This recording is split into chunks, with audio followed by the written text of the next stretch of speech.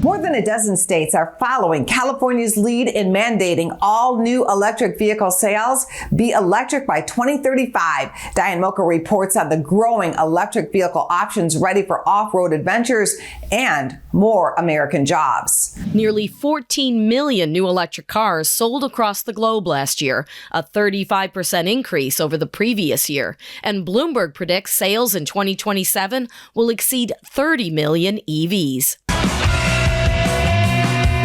Automakers like Volkswagen have been steering towards this transition with its acquisition of the Scout brand to form a new American company driven to build electric SUVs and trucks. I would like to introduce to you all the Traveler and the Terra, our new Scouts. The recent unveiling of Scout Motors' two new concepts attracted hundreds of fans nostalgic for the return of an iconic brand. If the enthusiasts weren't doing what they were doing for the past 4 decades, we wouldn't all be here today. The return of a legend. As you know, the Scout Motors brand invented the SUV segment, and obviously it went out of business in 1980, and 44 years later, it's back, and it's back with 2 super cool vehicles behind me.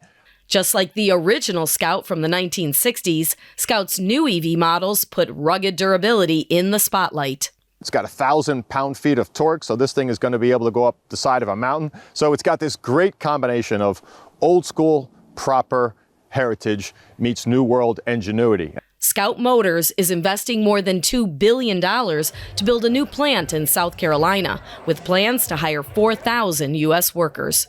Too many people are working too hard for too little money. And I think, frankly, we want to put real jobs on the table. We want to compensate well. We want to put real benefits there. Health care, access to child care, so on and so forth. Production is scheduled to begin in 2027, and prices per vehicle will start around $50,000.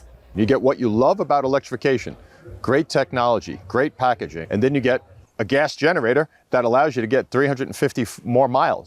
While gas is currently much easier to find than electric charging ports, that's expected to change in the coming decade, with the number of gas stations already in decline.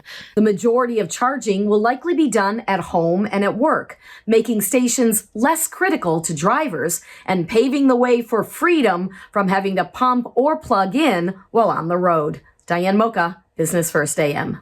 Our thanks to Diane for that report. Electric cars accounted for nearly 18% of all cars sold last year, up from 2% in 2018. Go to businessfirstam.com for where to see our show on TV.